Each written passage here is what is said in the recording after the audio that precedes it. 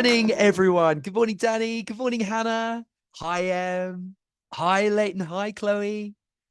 Hi, Charlotte. Hi, Jag. So lovely to see you all. A very, very, very good morning to everyone. Brilliant to have you here. And a huge, huge welcome to our March Includability Employee Support Group. Now, I know we say this every time, but if this is your first time with us on an Includability ESG, then a huge welcome to the family. Thank you so much for joining us with us this morning. We'd love it to be the first of many for you. And of course, to all our returning community, it's really wonderful to have you and be by your side as ever. Once again, we have a brilliantly inspirational lineup of guest speakers for you this morning to help inspire you on your journey in creating a healthier and more inclusive workplace culture for your business. I'm delighted to be joined by Paul Dunn, co-founder of B1G1, Gunraj Arora, coach, facilitator, and managing partner at High Solicitors, Sharpe, deaf awareness trainer and founder of Study Sharpe. Great to see you as always. And of course, the amazing Victoria Hardy, author of My Menopause, My Journal, My Rules, mental health speaker, and founder of the incredible Ginge Unhinged. What a lineup. And as always, before we begin, please do feel free to introduce yourself on the chat feed. We would love you to connect with each other and of course to share your links with our guest speakers. So please don't hesitate to share that profile if you'd be happy to do so. As ever, we are all about facilitating great introductions and includability. And of course, there'll also be a great opportunity to introduce yourselves in our breakout rooms in just a little under half an hour. We'll also be sharing various links in the chat feed over the course of the ESG, but please don't be shy. If you have an upcoming event or some great news that you'd love to share, then please don't hesitate to pop that into the feed. We absolutely love shouting about the incredible work of our includability community. Chris, our brilliant comms manager, will be dropping Includability Gold into the chat feed, upcoming events, celebration days, resource links, video links, and of course, supporting with any questions that you might have during the ESG itself. And similarly, if there's more information that you need at any point around includability, or perhaps to chat through how your business can become an includability committed employer, then Danny, our lovely partnerships manager, and I are yours at any time. Anything that we can possibly do to support you, just let us know, and we are absolutely there for you. Now, on our last ESG, Danny was gearing up to take part in the Land Aid Sleep Out to help raise much needed funds to support young people who are homeless or at risk of homelessness. I'm delighted that he's made it back safely to us. And Danny, please, just for a moment, give us all a big hello. Tell us about the experience and how the fundraising went for you. Hi, everyone. Great to see so many of you, friendly faces. So hello to everyone. I just wanted to pop on and say a huge thank you to everyone who's donated to the cause, to everyone who shared it and liked it, and really made me go off feeling the love. So just wanted to let everyone know that we raised £1,156 plus 200 odd pounds in gift aid. Now that equates to 211 days of putting someone who's homeless up. Land Aid are incredible. They're the official partner of the property sector for charity, and they also do wraparound service, excuse me, as well. So it's a great event, really well organised. 1,300 people turned up to do it, and you can actually still donate. Little plug there. You can still donate. The cutoff is next Friday, so we'd love to get a bit more in if possible, but obviously only give even what you can afford. Daniel, absolutely awesome. Thanks so much, mate. An incredible amount raised for an incredible cause. And of course, thrilled that we'll also have Land Aid as one of our brilliant April ESG guest speakers, talking through their vital work and how they are bringing warmth and shelter and hope to those that need it most. And now, without further ado, I am delighted to introduce our very first guest speaker. Simply put, one of the finest humans ever created, the brilliant Paul Dunn, co-founder of B1G1, our impact partners at both Includability and Disrupt. Paul, it's wonderful to see you. Thank you so much for joining us from halfway across the globe. And before you talk us through the brilliance of B1G1, I know you've been wonderful and you've got a video that you would love us to show. Paul, would you like to introduce yourself? And I'll make sure that I get the share screen all set up for you as well. Oh, okay. Well, I am just thrilled to be here, and look at all those things on the chat. Well done, Danny or Daniel. What a great thing, and maybe looking forward to hearing about your TED Talk. I've been very privileged to do 4 of them, so I know what it feels like. And that first one is kind of like, whoa, but I know you'll get through it absolutely brilliantly. So I am very, very thrilled to be here and looking forward to sharing some stuff with you right after this video. This is a video that shows you the power of story. And that's one of the things that we'll be talking a lot about tonight, at least for my part. So Dave, if you've got it all queued up and ready to go with sharing sound and all of that kind of stuff, why don't we let it go? Thanks so much, Paul. That's wonderful. Keep your fingers crossed on the sound. Give me a thumbs up if you can hear it. Got it.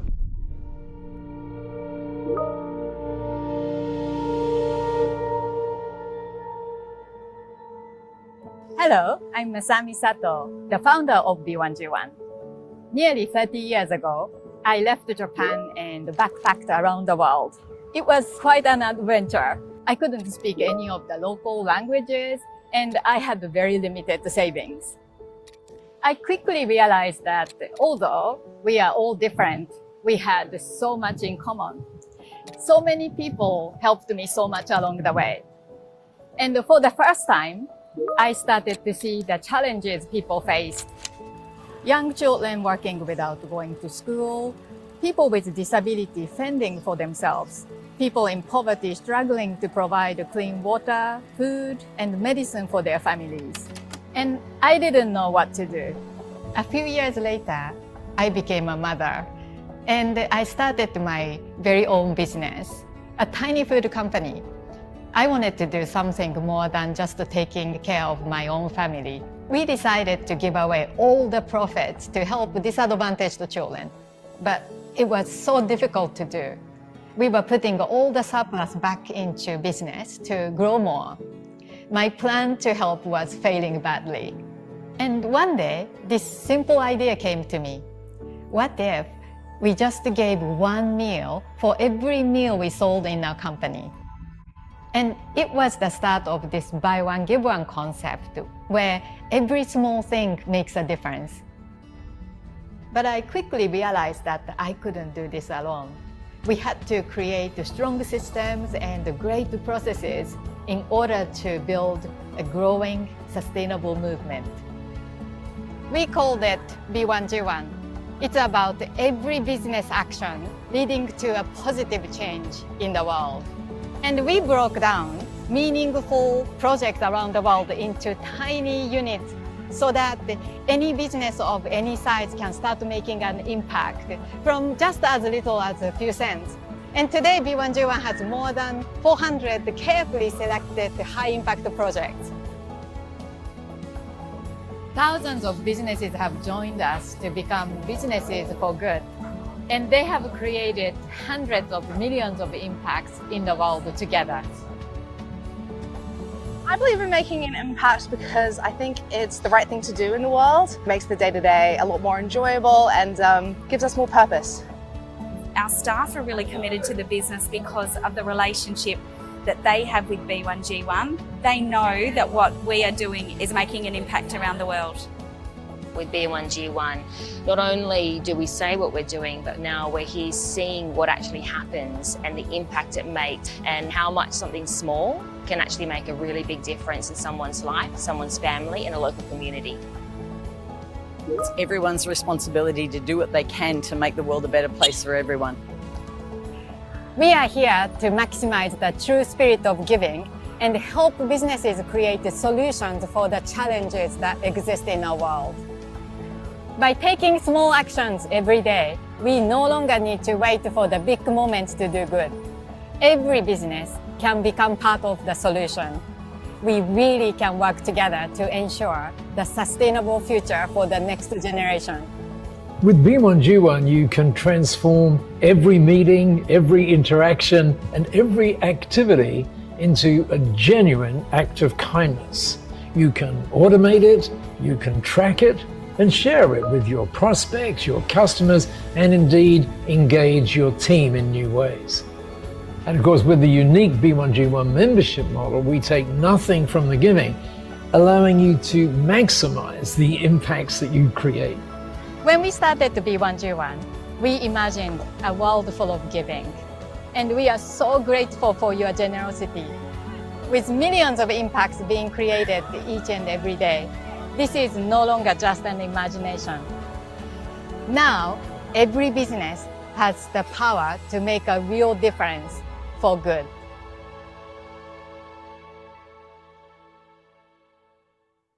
Hey, there you go, Dave. Let's see, Dave, are you there? Yeah, Paul, I'm here. Thank you so much. What a wonderful video. And over to you. Virtual floor is yours. Talk us through it. Oh, okay. Let's do that. Alrighty. I hope pop something in the chat, by the way, to let me know what you felt about the video. It's we're gonna kind of build on some of the things that were there. Just pop a quick word, how it made you feel, what you felt about it, and so on, because it really forms the basis of where I'm going to go in our session tonight. So let me just share my screen with you and make sure I share sound as well, Dave. And you should be seeing something really quite weird, but now you should see me on the side of your screen, and just give me a thumbs up if you can see something that says the power of story, and you see me on the other side of your screen right there. Okay, so what you just saw was the power of story. And this whole thing around story, particularly as far as ESG is concerned, is really, really important. In fact, in 1996, the guy you see on the bottom left of your screen, Steve Jobs, said this, and it's so telling. He said, the storyteller, you, sets the vision, the values, and the agenda for an entire generation yet to come. Now, I just want you to have a look at that, and in particular, look at the last 7 words, for an entire generation yet to come. Now, when you really get what that's about, you realize that your best story is about something bigger than you. We're going to show you how to create those and make them come alive for you. In fact, in our time together today, we're going to give you some tools to create seriously powerful news stories for you, for your clients, and for your team as well. And these are stories that connect ESG, which is often this very complex thing. By the way, I have a different definition of ESG. I put it this way: embed social good. So that makes it very simple for me. So what this does is give a humanity to what sometimes is a very complex piece. And the key word here is connecting. I want to show you how you can create these stories to connect with 4 key people in your business. First of all, prospects. Secondly, clients. Thirdly, team members. The engagement that you get with your team members is amazing through this process. And of course, most importantly, perhaps yourself. Now, let's just look at each one of those. When it comes to prospects, increasingly you're prospecting, as it were, in a sea of sameness. There's so much sameness there. And what we need to do is stand out. Equally with our existing clients, particularly now, we need to create businesses to which they feel that they really belong. And we're going to show you how to do that as well. With your team members, this number 32% is a kind of an interesting one. Some of you may have seen the recent Gallup study that said this. Let me just turn to the side for a moment.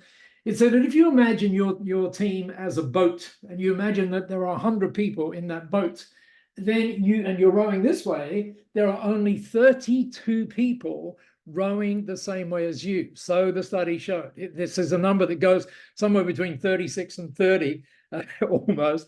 Then the study said that, staggeringly enough, there are 52% of people who simply have their oars in the water.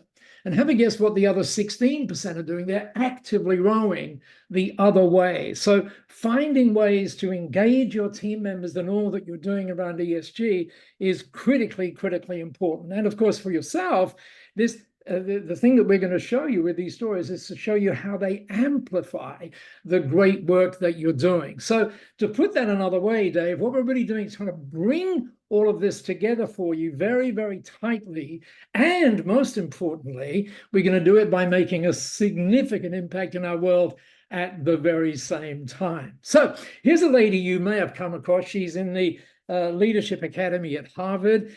She frequently writes in Forbes magazine, and I want you to see what she said a little while ago. She wrote this: great companies leverage their skills and their know-how for the greater good.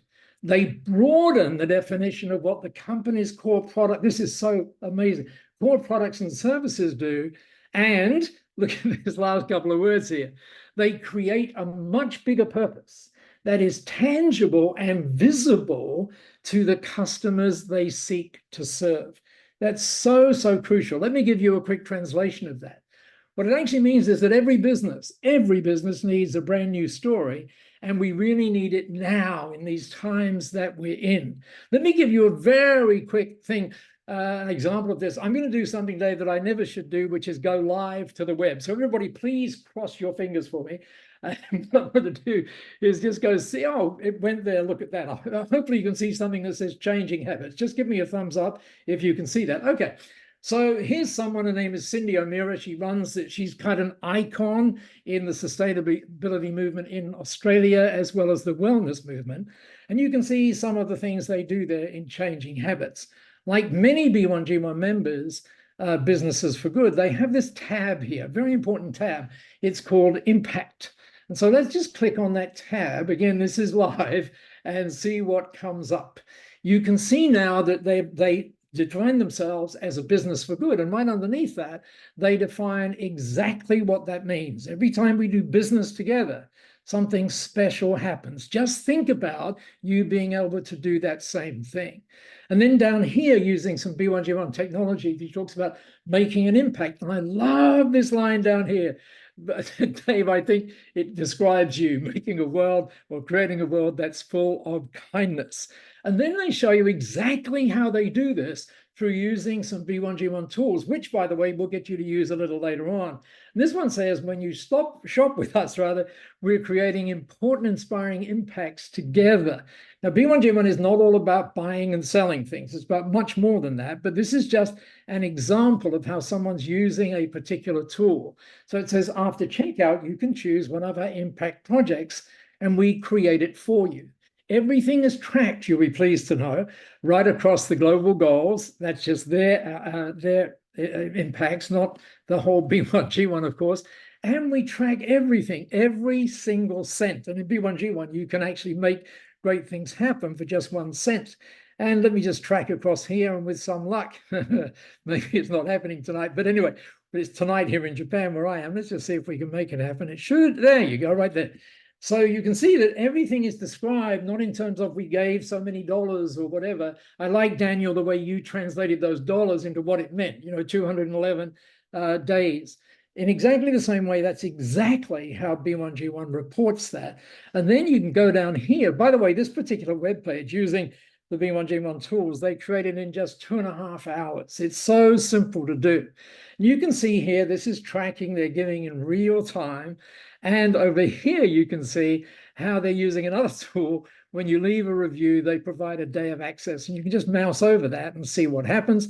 And then they're kind enough to talk about B1G1 underneath that right there. So let me just get out of that, Dave, just for a second, but hopefully just pop a Y or something in the chat if that was kind of illuminating for you in terms of what's absolutely possible with these tools. So don't see anything in the chat yet, so make sure you do get your fingers up there. So let's talk about how you do this. And not surprisingly, a great way of doing it is through B1G1. Very, very good. I'm seeing some Ys now. It's very, very good. Thank you, everybody. So let's take a look at B1G1. It lets you create these multiple and enormously powerful stories that connect and engage in a whole new way, because seriously, what you saw just a moment ago is kind of an example of it, where essentially what you can do is you can say, every time I do business with you, we make sure, or you make sure, something great happens in our world. Let me give you some examples of that. Here's somebody who said this one simple idea, they said, literally transforms your business. I'll tell you who that was. That was actually, surprisingly enough, an accountant who said that.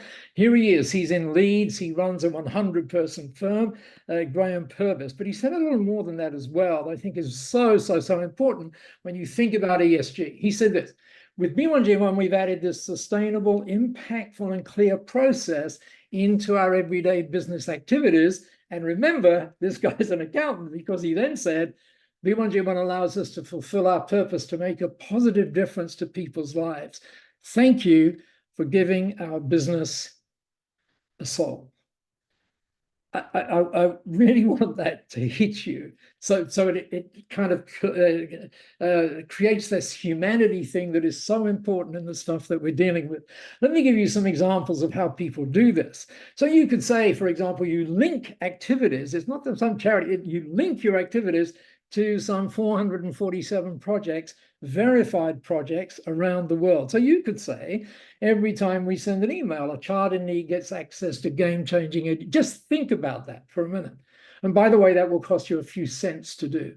How about this one? You could say, every time someone joins or connects with you on LinkedIn, we support a farmer running beekeeping. Or whenever you do a presentation, just imagine this: you've got a presentation with 50 people in the room, and you could say, for every one of you, 50 people in need get access to pure life-saving water. Just think of the connectivity that's happening. Or the finance people love this one.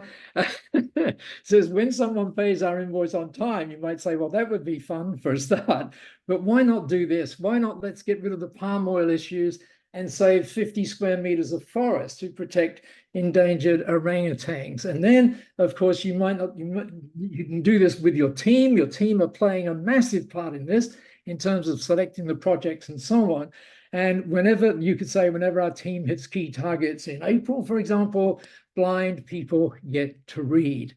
And of course, you can connect with the people who are on the other end of this, your clients. So you could send these specially created, you get options to create all of these things.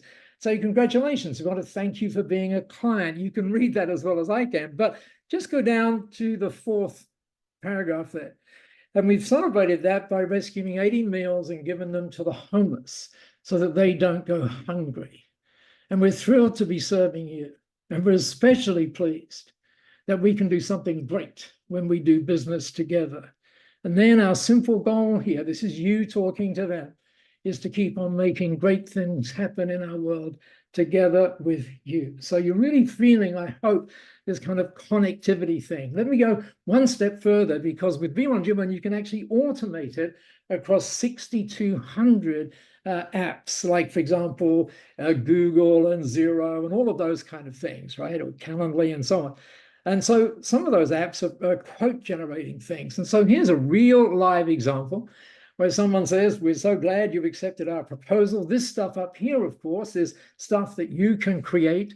And then they've got 4 particular projects here that they've chosen you to select from. So here's what you'll do when you get this. Thank you, Daniel.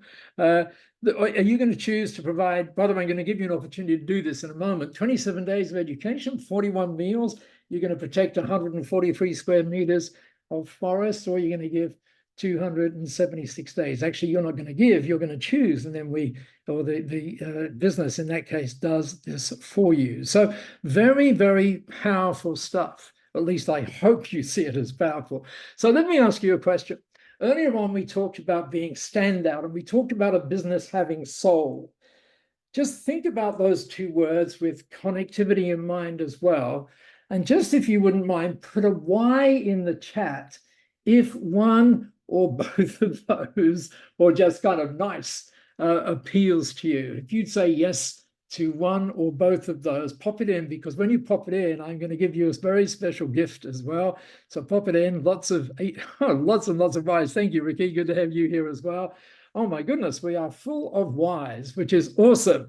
Okay, so what we're going to do, Dave, final little thing here is we together now are going to create an impact. So I want you to make sure you've got your phones out. Wave your phones at me. Grab them. Just grab them. Get them out. because now you're going to see you're actually going to do this live so you can actually feel it. So rather obviously, we are going to get you to scan a QR code. When you scan that QR code, and by the way, you don't need necessarily to scan the QR code. If you can't do that, there's the link underneath it, bit.ly/B1G1-impacts. What we're going to ask you to do is to say, thank you for being part of the session, and then choose the impact that you'd like us to create for you. Will it be 47 days of access to life-saving water? Will it be 29 square meters to save the orangutans? Or will it be provide 5 days of game-changing education? All you need to do is click on the link and it will happen for you. We'll make it happen. And by the way, if you were one of those people who said, yes, that's really interesting, you'll see that you can go a little further and let us know something about yourself, and let us know if you're interested in taking this further, so we can see if there might be a good fit between us to do some extraordinary things in the world. So Dave, thank you for giving me this time. I really hope that it's given you an opportunity to see things through a slightly different lens, a lens of humanity, and that we've been showing you how to connect in brand new ways and making a significant impact in our world at the same time. Dave, thank you for having me. As always, it's a pleasure to be anywhere where you are. Oh, Paul, I love you so much. It's just absolutely wonderful. Thank you. Honestly, you are incredible. And I know that we're definitely not the only team on the ESG today who have had the way they create impact as a business utterly transformed by working in partnership with B1G1. You and Masami are incredible. Thank you for all you do and the difference that you make in the world. You are phenomenal. Thank you again, Paul. Thank you and so Chris, much. we'll drop a link to B1G1 in the chat feed. If you're not already part of the B1G1 movement, then I truly hope you've been inspired to consider them as an impact partner. Thank you again for everything, and you are awesome. And now for our next guest speaker, so much to cram into one ESG. I'm delighted to introduce the amazing Gunraj Arora, coach, facilitator, mindfulness practitioner, and managing partner at High Solicitors, and of course, one of our wonderful Includability ambassadors. Gunraj, so lovely to have you with us as always, and the virtual floor is yours, my friend. Thank you, Dave. And can you hear me? Yep, we are here. Oh, you can hear me. Sorry. Okay. Thanks, Dave, and thanks everyone. And Paul, that was extremely inspiring. Quite emotional actually, because I'm actually calling in from Kenya, although I'm based in the UK.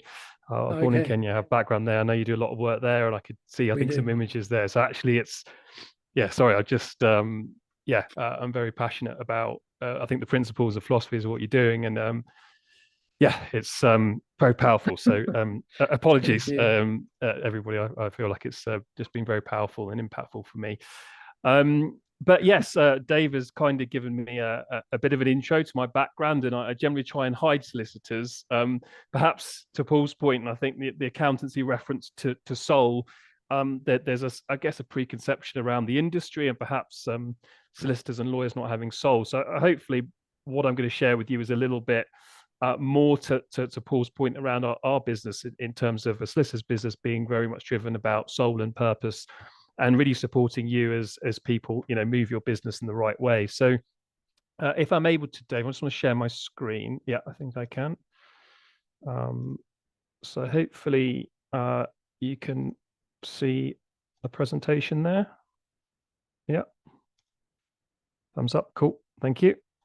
So yeah, I sort of, I guess, asked Dave sort of before this, what would kind of be helpful from a kind of legal perspective in terms of those in the room. So sort of come up with a very high level update sort of outline of the Equality Act. A lot of this I'm sure you guys will know, but just I guess to remind us all really of how that kind of operates, obviously within the UK, and what you need to be thinking about. And then I thought it's useful because there's quite a number of kind of key employment law changes that are sort of coming up, to maybe just make you aware of them. So obviously this is quite high level, so I'll have my details, and feel free to sort of call me or connect with me afterwards, and I can give you some more. So I guess a little bit about my background. I think Dave's given you a sort of high level, but I think for this kind of purpose, I wanted to sort of outline my why, particularly with regards to the sort of legal industry and the business. I wasn't actually, having kind of forayed into coaching and mindfulness and various things, I wasn't really intending to run a law firm as such. We're sort of doing bits of consulting to keep my hand in, but not sure if they're here. But I was quite inspired by two founders of our business, Dave and Dean, actually musicians, interestingly enough, by background, ended up sort of coming into this industry about really creating a business, a firm that supports the purposes of those business, and really there is there at the beginning, middle, and throughout a journey to do those things in the right way, rather than a lot of my background being very much around, what businesses have the biggest dollar signs or pound signs, regardless of industry, regardless of purpose, regardless of the people. And perhaps for a long part of my existence, to come back to Paul, I was perhaps running in the industry without a soul. So my renewed energy for the profession is really a lot down to them, and them really trusting me to run their business, primarily because they've got another separate firm, a little bit of a plug, but genuinely because they're great guys, called HY Education, which purely operates to support the schools and education industry. So if you're in that sector, again, speak to them. They're great guys, and they'll give you some help. But yeah, because of that business they have, they're really looking for some support in the commercial business they had. And I was sort of a bit bowled over by their vision and by them as people, and so agreed to sort of run their practice for them and I guess help steer it forward. So I, like, us as humans, I think, life is limitless, and I think business opportunities are such. So I sort of exist in what I do to really help bring these ideas forward with a clear structure. So much of what I've seen and in this sort of work is great ideas come to fruition, great people, great vision, but they ultimately fall down because they don't really have the infrastructure. And when I talk about law or legal service, particularly solicitors, it's really there as the infrastructure. And so I kind of do what I do to help bring these ideas and put a sort of a clear structure forward to help support that come to fruition. The last thing I want to see, and I've seen it way too often, is great people, great ideas, unfortunately go to the wayside because they don't have that support. And I'm also there really to support the value you create. It's a bit of a backdrop, but a story here where actually it was a founder of M-Pesa in Kenya. He came up with this great idea. As anybody, sort of shared it and perhaps didn't get the fair value for it. And so it's really about making sure that, when you've created this idea, when you've got real value, it goes to the right people. We've all seen it happen far too often where you come up with an idea, it's shared within organizations and dare I say it, scrupulous organizations who then use that and take it in their own way. So it's about supporting you, make sure your value is protected, whether on an individual level or within, obviously, importantly, those great businesses. And I think importantly, I look to, again, the sort of legal framework, legal structuring all around this as a roadmap. We deal with a lot of sort of startups and even established businesses, and they sort of grow and they start building things on, and they typically kind of go to legal service in a reactive way to those particular needs, and I understand it, costs and challenges, but really I'm there to offer kind of cost-effective solutions that can help you use our service in the right way as you're going along that journey. So it gives you that kind of roadmap to know you're going to have the support proactively rather than reactively. So that's just a little brief, I guess, about me and why I do what I do. So I thought, as I've kind of outlined, I'll sort of briefly cover the Equality Act. I'll focus on a couple of the kind of key themes or key areas that I've gleaned from the members in terms of that, and then I'll just briefly cover some employment law updates at the end. For those of you that have had experiences with solicitors before, I'm hoping it's not too dreary, but if it is, it won't be too much of your time, and I'm sure there'll be another exciting presentation or thing to come after this. So, a bit obvious, but there are various protections that the Equality Act provides, and they kind of cover these sectors, I guess, in a whole. You're talking about disability discrimination, you've got gender reassignment, you've got age, We've got race, and I'll talk a bit more about that, which includes, color, nationality, ethnic or national origin. And you've got sexual orientation, and also a protected category under the Equality Act is being pregnant or actually being on maternity leave. So we're just going to kind of focus on a key couple of areas that I think are relevant, but obviously in no way do these play any particular importance. They're just, in the interests of time, that there's sort of a couple of areas we're focusing on. In terms of disability, again, just to clear up, I think sometimes some challenges or confusion that can come with what we mean by disabled under the Equality Act. So it's if you have a physical or mental impairment that has a substantial and long-term negative effect on your ability to do normal daily activity. So substantial, what we mean by that is it has to be, have a level of severity, have a level of, really what we're talking about is a medical recognized or associated condition, and long-term effect is we're looking at a kind of time base. So we can look kind of at 6 months as a sort of rough ballpark, but obviously these things will all depend on each circumstance, but you've got to have those kind of two aspects that you're looking at. But there are some categories which kind of automatically meet the criteria. So kind of regardless of whether it's so-called substantial or long-term in its effect, once you have these, then you automatically meet the definition. So if you're HIV infected, if you've got cancer or multiple sclerosis, there you automatically meet that definition. Importantly, the law not only provides protection for direct discrimination, i.e., if you're told directly to your face, I am not employing you because you have a prescribed HIV infection, cancer, or a substantial long-term physical or mental impairment, but importantly, indirect discrimination. So that could be where you've got a particular policy or process in place, which in effect has an impact on those people. So it could be if you have a associated, say, ADHD condition, and that comes under that, requiring or providing you to only be able to work, say, a prescribed number of hours or prescribed number of hours within a day. And as a company, your law specifically, your company provides for timings that are directly against what that person's particular needs or condition provides. So that would be something that we would term indirect. So it has that indirect discriminatory effect on those particular ADHD employees. It is very challenging, I guess, in some ways, when you come down to being able to assess and support. But that's where, again, we have to look at the particular case and be able to advise accordingly as to whether a particular way that you are operating as business has that indirect discriminatory effect. And importantly, if you're at substantial disadvantage when compared to others because of your disability, then an employer has to make reasonable adjustments. Again, what they mean will come down to sort of various cost implications, various practical implications for the business.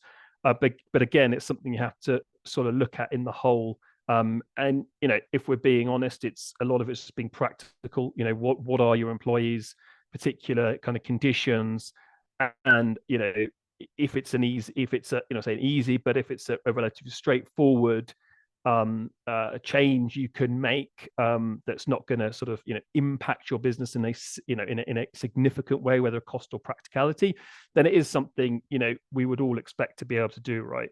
I'm sure most people around on this call, when they get any requests for certain changes, would just do that. So I'm sure you guys that have these employees will be doing these sorts of things anyway. We have a quick kind of look at race. It's a protected characteristic under the Act, obviously, while we're including it. And therefore, goes without saying, you can't be discriminated against because of your race. I think it's really important, and again, I'm sure most of you are aware of this, that what we mean by race is not simply color. Like I've got brown skin and turban, and if I was to be discriminated against, clearly that would be on the grounds of race. But it can also mean your ethnic or national origin. So you could get a Caucasian white, male or female, that's from Romania or Italy or somewhere else, and is being discriminated against on that base would be discrimination under the Equality Act as under race as a protected characteristic. So it's an important thing that, again, some people get a bit confused about. Again, similar to what I've covered with the disability, the Act provides protection for both the direct and indirect discrimination. So again, we're not just talking about specific refusal of, say, a job or specific impact based on someone's race or national origin, but also, again, indirect policies or processes or procedures or ways of doing business that would impact on those people. So that's where, as an employee, you just have to be a little bit mindful. And just now thinking about that a little bit along the video I did with Dave around, putting in policies and processes for staff coming from those different backgrounds, you can almost use that way of trying to look at how to support staff in a holistic way to actually ensure also that your policies and your ways of doing are not indirectly impacting or discriminating those people. So I guess just to kind of wrap up, really, I said at the outline, we've got some various important new provisions that are coming into force, and so I just want to make you aware of these very much as high level from the list here. But there's new flexible working policy that's coming into effect on the 6th of April, essentially increasing the requirement for employers to have to consider staff requests from day one of work, and also there's now a requirement to accept 2 in any given year, was 1 before, and previously it was sort of after 3 months rather than the beginning. There's a new holiday pay calculation that's coming in for those employees that are either part-time or do regular hours. That's imminent on the 1st. And paternity leave, again, there's some changes around when and how you can take that leave, and that is going to be in effect for anybody that has an expected childbirth after 6th of April or concludes an adoption process after that date also. There's also a change for carers leave for their ability to essentially take unpaid leave in certain blocks. Again, that comes into effect on the 6th of April. And for those, say unfortunately, or rather, businesses going through a redundancy process, there's an extension of protection now for those under sort of family-related leave, so whether paternity, maternity, or such other things. Again, that protection comes into effect on the 6th of April. So you'll kind of probably understand why I wanted to cover this at the end as well, just because there are a number of things that I want you guys to be aware of where you're thinking about these things. But as I said, it's quite high level. So I love chatting to anybody in this community, because I know we all share a similar passion for doing things in the right way and extending ourselves, as I think Paul just very wonderfully summarized in his presentation. And so, yeah, I'd love to connect with you guys further. There's my telephone number, there's my email.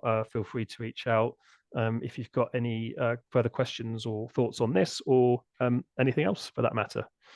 I hope I haven't taken up too much of your time, but we'll end there. Gunraj, not at all. Honestly, you're perfect. Thank you so much. And as always, you take such important key legal concepts and you make them accessible and understandable. And as a result, really empower people to make a difference within their business for the good of all. You are just one of my favorite humans ever created. Thank you so much. Absolutely brilliant. Massively appreciate you and all of your time with us this morning.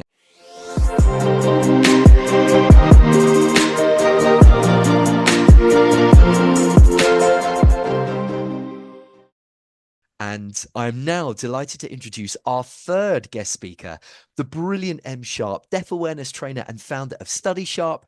So much love for Em and the wonderful support she provides to both individuals and organizations across the country. Em, it's wonderful to see you as always, and the virtual floor is yours. Thank you very much. Can you all see my screen? Good, lovely. Thank you so much. Gosh, I'm under pressure. Last speaker, and I've got to get in quick, and I've got so much to share with you all. So thank you for inviting me, ESG, and all you lovely people for being here to listen.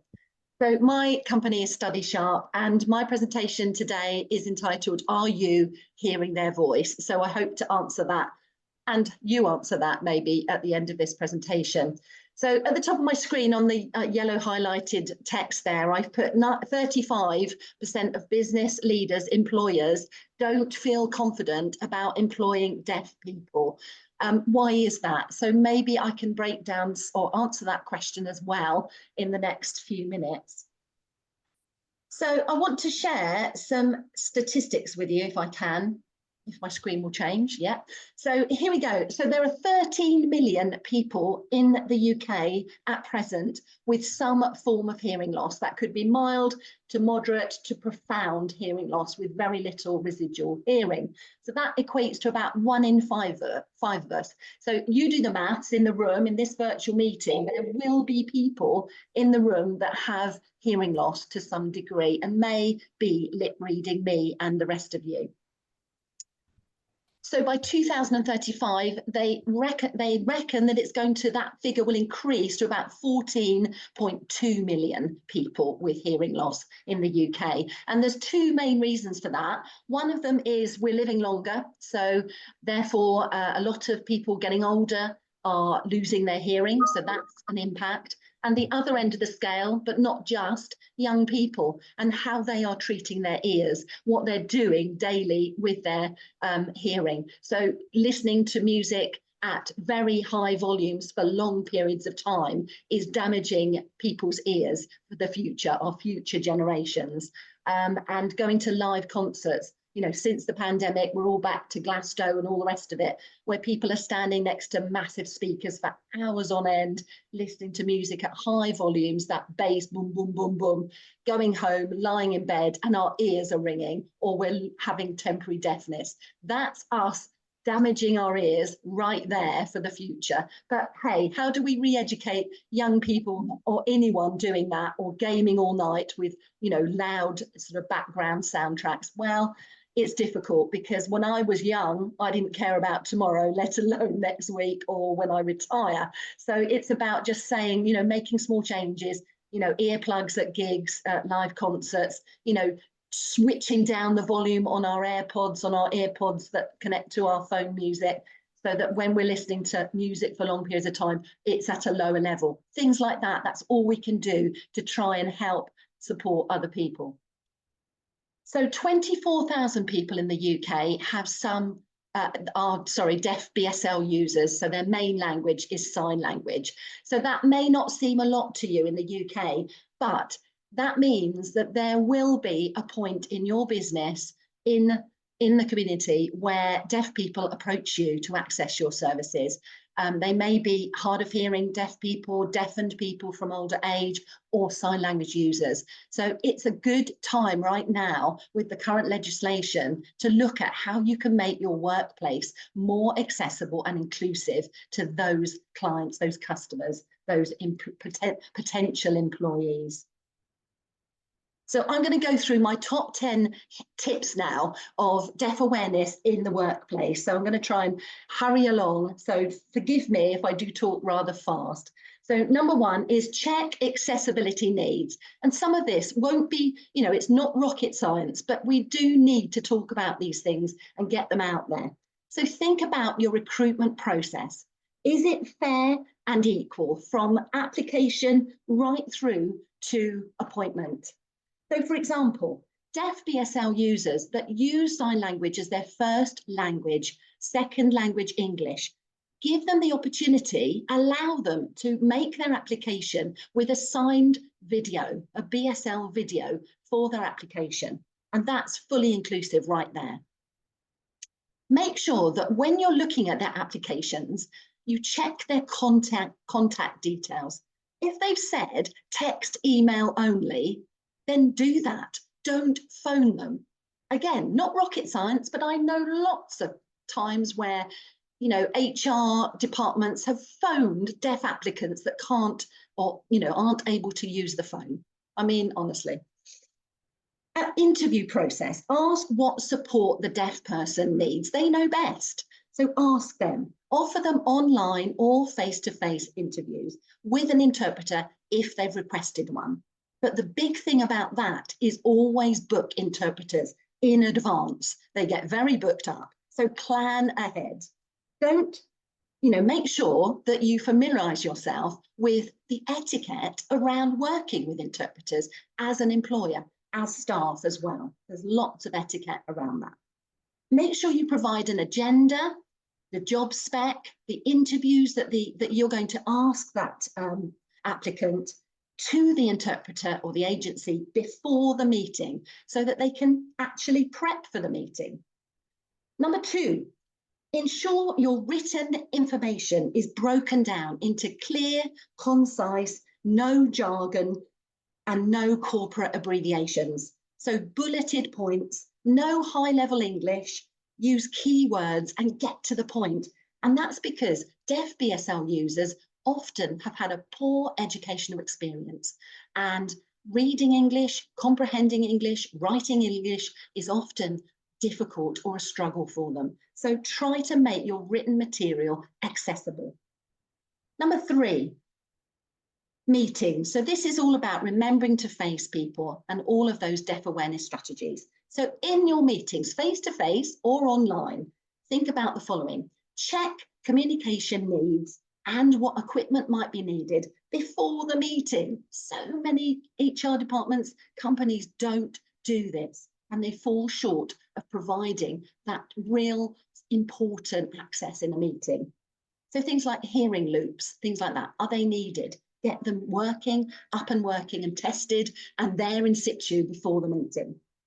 Face your audience, don't turn your back. Lip reading deaf people, and many of them do lip read, cannot read the back of your head. It's obvious, but maybe it's not, people forget.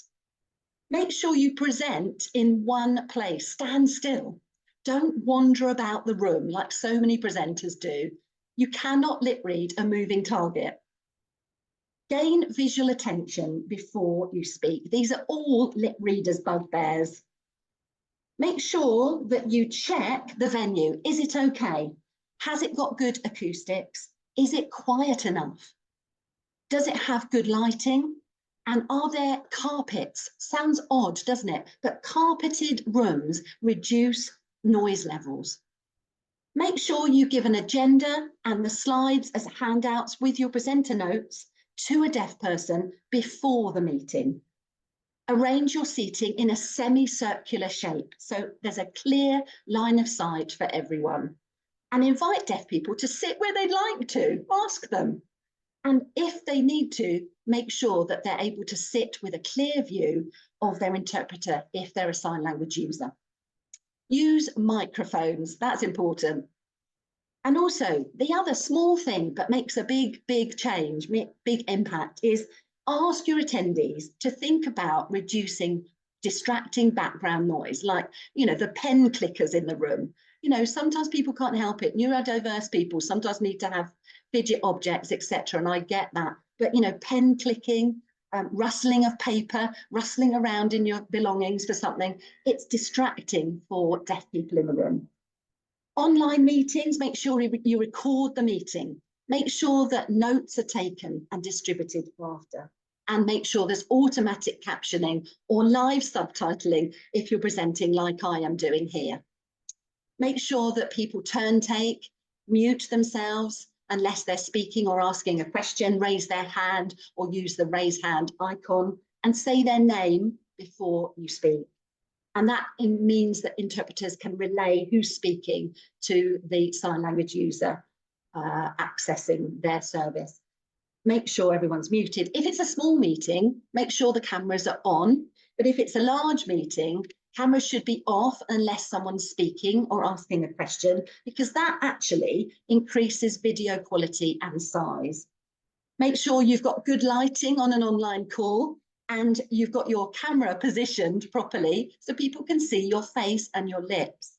And don't blur your background if you can, because if you're signing, your hands get lost, okay? So that's online. So number 4, have regular breaks when you have meetings. Lip reading is really tiring, okay? So people need to have a few seconds regularly in a longer meeting to go off and decompress and just have that break. It's so important as a host. Right, number 5, let's go on. So speak normally. Think about when you speak as a host in a meeting, how you're speaking. Don't speak too fast like I am now. Try to slow it down and ask deaf people, is my pace okay? They know best. Don't shout for hard of hearing people, or even if they're sitting away. No need to shout. You just speak normally. Don't chew gum. I'm hoping most people wouldn't chew gum in a meeting, but hey. And obviously don't cover your mouth because people can't see your lips. That's number 5. Number 6, is your deaf employee that you've now appointed, is their workspace accessible? So think about things like adequate, good acoustics in the office or the place or area they're working.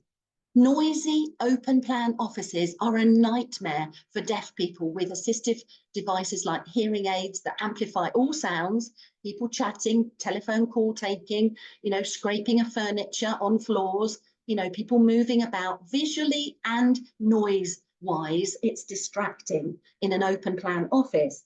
But hey, we use them. So if we need to put a deaf person in an open plan space, then think about things like investing in freestanding acoustic screens round their workplace area to reduce that noise. Think about your equipment that you're using in that office space. Is it essentially needing to be there? Because all equipment creates background noise, which as hearing people, we drown out, we ignore. But people with assistive technology, cochlear implants, hearing aids, that's a cacophony of background noise, those small noises we as hearing people don't notice. Anti-glare screens is another really good thing to have and to put in place for deaf people. Think about what they need to enable them to do their jobs properly. Number 7, think about the lighting in that workspace. Is it good enough? Is it too harsh? Some of this, lighting systems that are too glary, they can bounce off a screen and that can make it more difficult to use for online meetings for a deaf person. Is it too dark, too light? So think about that. Right, number 8, access to work scheme. This is something that new deaf employees can apply for, and within this, for eligible deaf people, there are several grants that are available to provide not only essential support for your new deaf employee, but also reducing financial outlay for you as an employer, because it can provide essential equipment, communication facility, interpreters, note takers, etc. So it's really important. What's next? Okay, number 9. Have you in your business, have you got a work in practice open door policy? And when I say that work in practice, is it just lip service, pardon the pun, or is it something that you really advertise and welcome and embrace and ask your employees to come to that office, that place, that management area to air concerns? So this is so imperative for deaf employees that they can come along and feel confident and safe in that space to air any concerns they have, or even if not that, to just congratulate you and to say thank you so much for everything you've done to make me able to do my job to the best of my ability. Because don't forget, deaf people only can't hear. That's the only difference between them and us. And lastly, invest in deaf awareness training for your staff, your teams, from line management, senior management, down to your employees, everybody, HR departments, learning and development teams. It's so essential to have that real deaf awareness of strategies, barriers that deaf people face every single day in their working lives and at home in the community. So I say combat autism. And if you don't know what that is, come and contact me and we'll tell you about what that is. And basically, in a nutshell, it's about, and sadly, superiority by hearing people over deaf people and how they think they're better. And thankfully, that's in the minority, people feeling that way. But deaf people experience that oppression, that discrimination every single day by the hearing world as a minority culture. Is that right? No, we need to combat that you know, that kind of misconception, that kind of bad attitude, if you like. So exclusion should become inclusion for deaf people at work. And of course, when deaf people are joining conversations, sign language users or deaf people that are hard of hearing, that have come to hearing loss later in life, that speak but maybe don't sign, they come into a conversation of hearing people in a group, and often they're left out. They're trying to lip read a sea of mouths and everyone's talking at once, and they're trying to catch up. And it's so often the case in the workplace, at the coffee, at the, you know, at the kettle, in the kitchen, people talking about last night's telly or whatever it is, and the deaf person joins them late and they don't know what's being said. So they ask you, what are you talking about? Let me in, tell me what's happening. And many people say this, tell you later, I'll tell you about it later. And that makes that one deaf person feel unimportant, undervalued, and just lonely, and really, yeah, feeling undervalued. That's so easy to avoid, isn't it? So lastly, yes. Oh, sorry, I was about to say thank you so much. And Yes. just, you are amazing as ever. So consciously aware, we've got the wonderful Victoria Hardy that we're about Yes, to I'm so introduce as sorry. well as that. No, you are absolutely incredible. I was about to say, in terms of the amazing work that you do, if you feel you want deaf awareness training for either yourself or your team or your business as a whole, then Em has a full suite of training services to support you. Please do reach out, book in a call with her should you wish. You will be so beautifully looked after. Em, we love you. Thank you again. You are just fantastic. And thank you so much, of course, to all of our wonderful ESG guests. You're being so patient. We've got a wonderful final guest speaker that we'd now love to introduce. She's a trailblazing advocate who empowers people to disrupt the norm, to humanize the mess and step into their fierce. She's author of the brilliant My Menopause, My Journal, My Rules. She's a champion for raising awareness around women's health and founder of the amazing Ginge Unhinged. It's the ridiculously inspirational Victoria Hardy. V, just wonderful to have you with us. And the virtual floor is yours. Oh, thank you. I feel like I just want to go, yeah, after that. So disrupting the norm, definitely. Thank you so much for having me. What an amazing end to this call and the other speakers. So which feeds in really nicely to what I'm going to talk about today, which is menopause in the workplace and why it's important that we are talking about it. So in all of those amazing things that Dave kindly said about me there, the one thing that I get to be on a day-to-day basis now in my own business is fully myself. I get to dance in my kitchen whilst raising awareness in a bit of a dorky way, in leopard print often, and shout loudly about all voices of menopause. I get to share creatively my words through my book and help people that way. And I get to go into schools and businesses and disrupt the norm there and talk about menopause in all its different faculties. And that's a really nice thing to have, but I do still experience discrimination even within those worlds that I step into. And I do often get feel stigma about why should I be talking about menopause when people first look at me. I have 23 years corporate experience, and even in that old world of well-being and strategy that I used to work in, again, showing up as myself, experienced discrimination in that. So it's really important that we share some of the latest news that's been happening around the menopause space with you, and some of the kind of things that have been shared in the media of late. So there is definitely a power of showing up as ourselves, and I stand here as a menopausal millennial. I have been in menopause for 7 years, since I was 33. There is a lot of background to my story, which you can check out on my socials. But the reason that it's so important that I share in the way that I do, and that I disrupt in the way that I do, is that lifts the lids for other people to do the same. So when we start to share this stuff, it often kind of cracks the door open and people start to say, yeah, me too. And whether that is a guy that comes up to me after I've gone into a corporate business and spoke and said, wow, I now realize what my wife's experiencing at home, or whether that's somebody younger in a school that's heartbreakingly comes up and says, I've never started my period and I'm 17, what should I do? So there's these different spectrums of people on this journey, and by sharing it in different ways, just being myself is really important, which is why we want to welcome it inclusively into our businesses. So there has been some news changes, and that follows on lovely from our equality conversation earlier. So menopause is now going to be recognised as a disability under the Equality Act.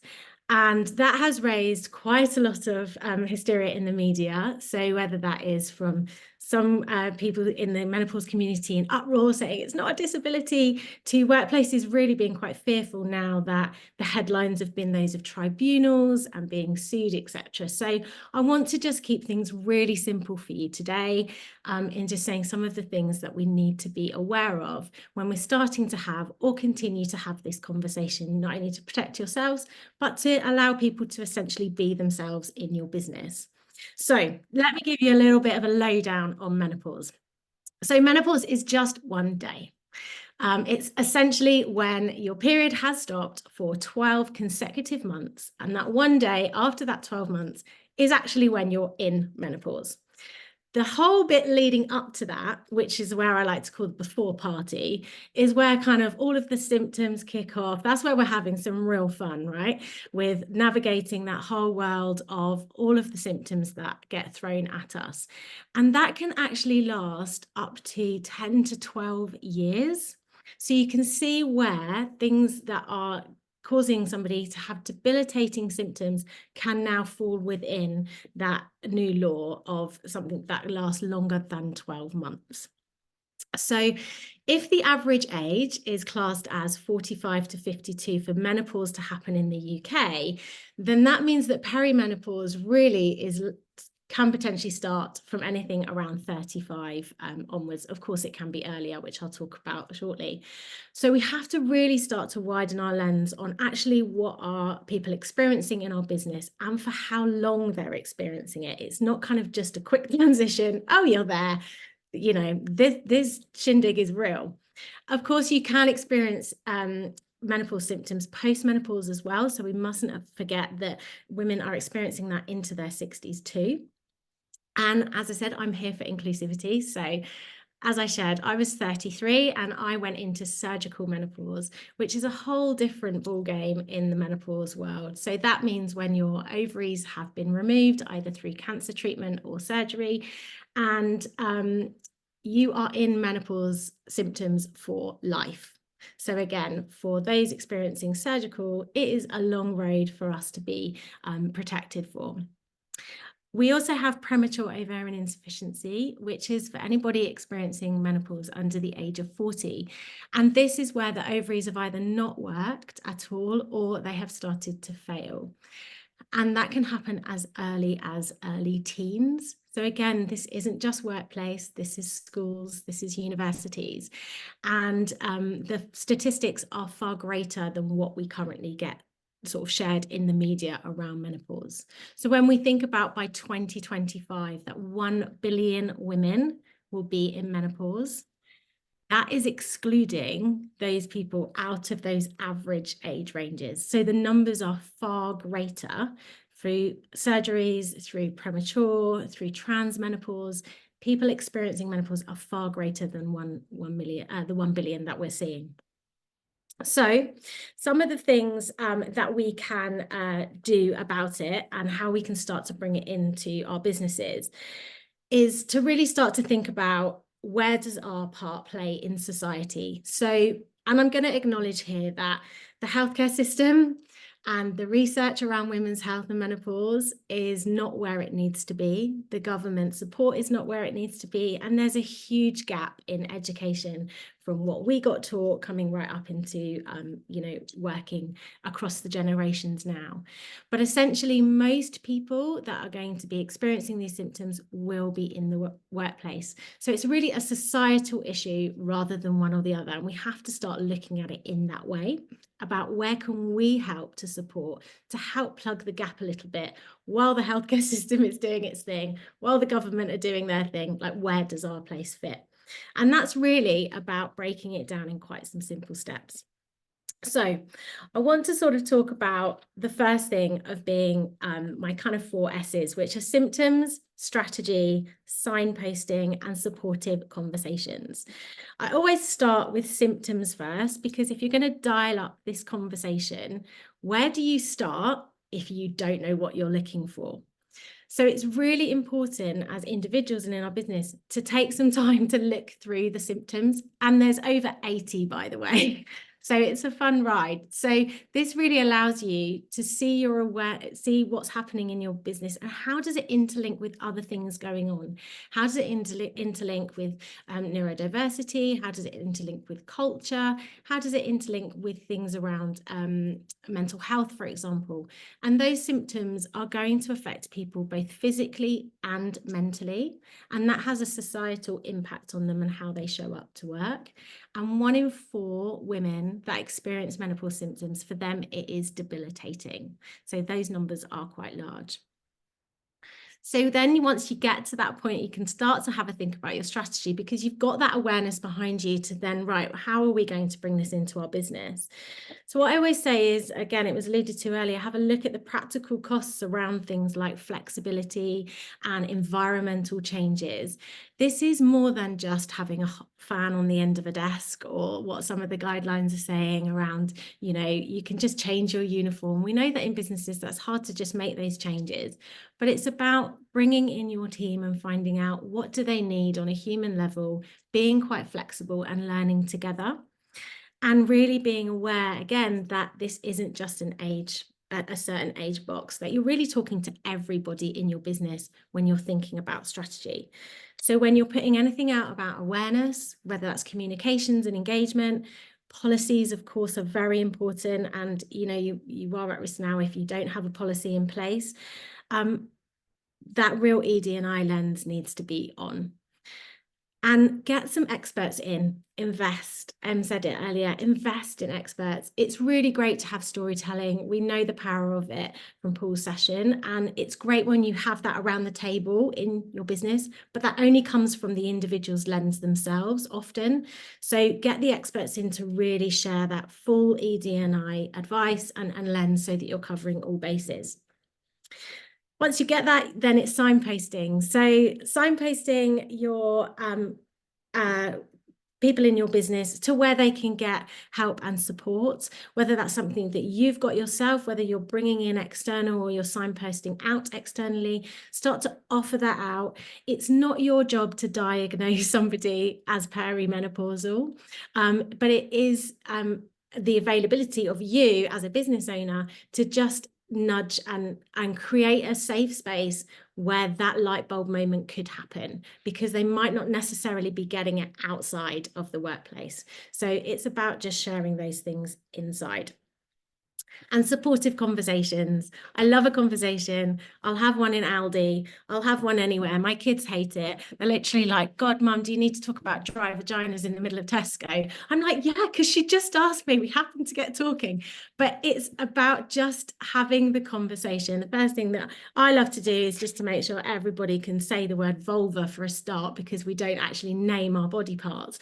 But it's about just having those conversations, but remembering not everyone wants to. So you've got to learn the flow together and really kind of just, be transparent around the fact that you might not get it right all the time. And that is perfectly okay.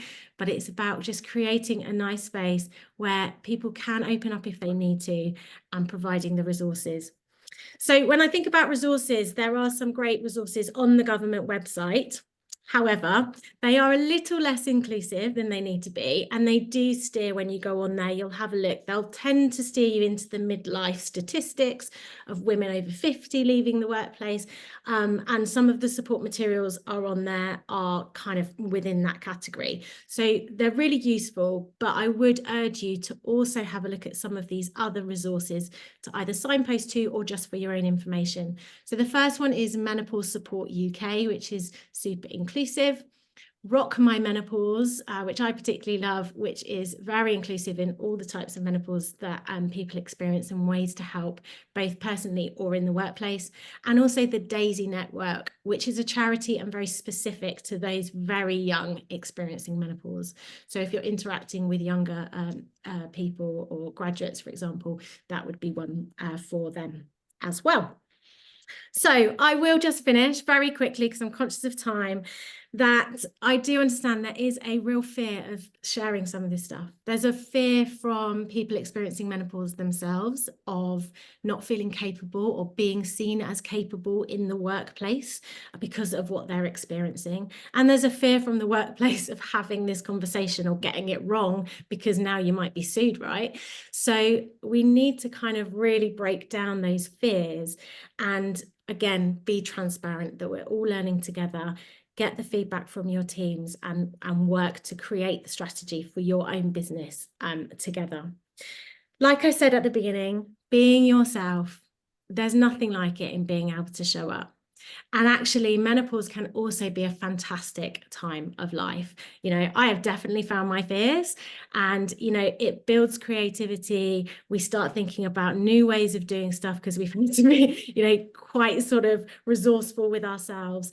So really embrace that as well and really kind of use that to share new perspectives, because it will not only impact you as employees and business owners, but also impact your customers that you deal with, and essentially those ripples will work out into society as well.